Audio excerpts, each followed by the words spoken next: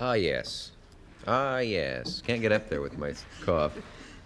Anybody who doesn't know who Hugh Hefner is probably just got here to this country or is under 6 years of age or something like that. We had Ambassador Linowitz on earlier, who started out with a very small amount and built it into an enormous fortune. And Hugh Hefner is another American success story of a slightly different nature, but he started out with, I think, $600 and turned it into one of the most incredible magazine empires in the history of publishing in this country. The fantastically successful Playboy clubs and magazine and the whole, it's referred to often as an empire, although Mr. Hefner's not imperial in his behavior. But it's an enormous project, and how he did it is a secret apparently all his own, or other people would all be doing it. Anyway, will you welcome the man who did it all and produced the magazine that the whole country starts reading from the middle, Hugh Hefner.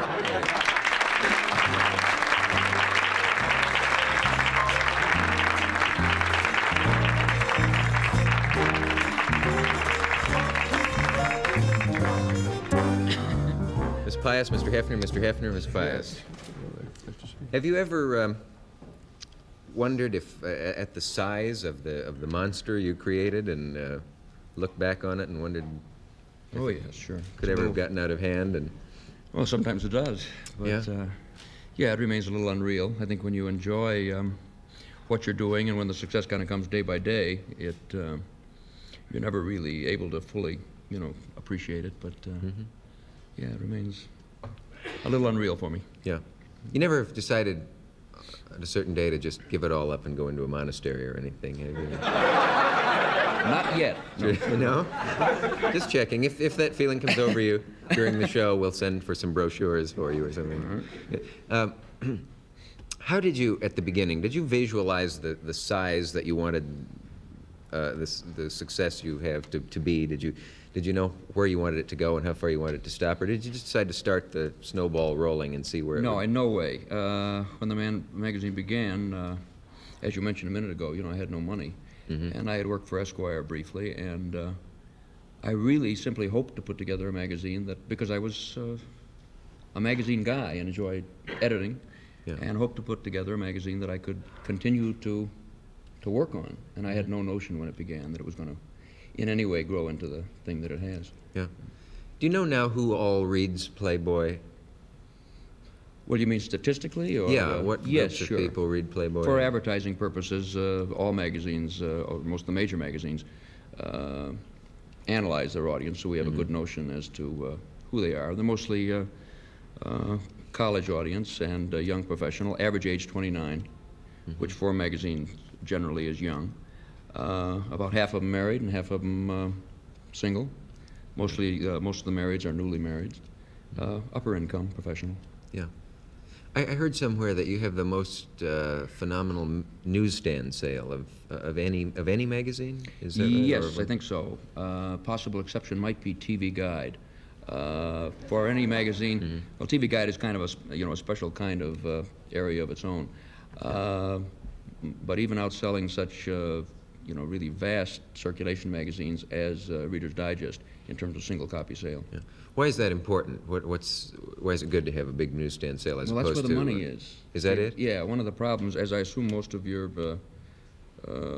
audience knows, the magazine industry in general, particularly since television, has had a lot of problems.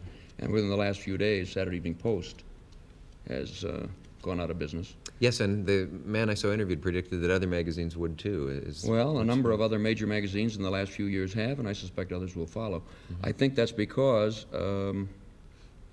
TV has taken over many of the areas that general interest magazines have handled in the past, so that the future really is in specialized books that reach a particular market. And the idea of what a specialized magazine is, I think, has changed a good deal. When Playboy began, the limit in terms of circulation of a specialized magazine was a few 100,000. Now it's obvious it's possible today to put out a book, well, Playboy as an example, which obviously is aimed at a very specific audience and doing a particular kind of job, and have a circulation of many millions. Right. What kind of women, this is a strange way to phrase it, do women read Playboy magazine? Yes, a surprisingly large number. Of our total readership, 1 out of every 4 is a woman. And I think the major reason for that is because the things that make the magazine popular, the girls are the centerfold, et cetera, the things that are most talked about, most publicized. But the general editorial attitude and the fiction and the humor are things that appeal to both men and women of a particular point of view.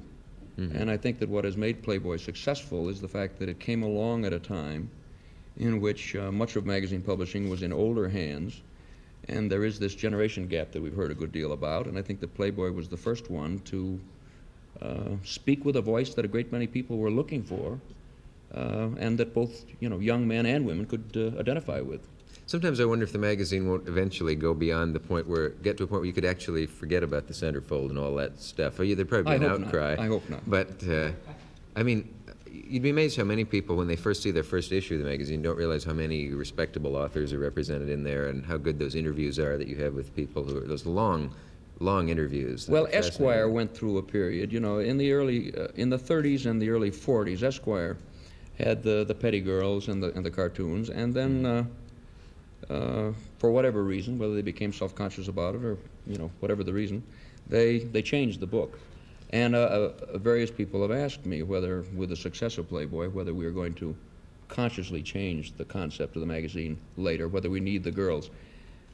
And it's never going to happen because for me, and that's really where Playboy is at, for me the inconsistency has always been in our society that suggested that a healthy interest in beautiful women was somehow inconsistent with a healthy intellectual interest. And to me, a complete man is both. And Playboy is both because Playboy is entertainment for the complete man. And the ladies are quite complete in it. Yes. We have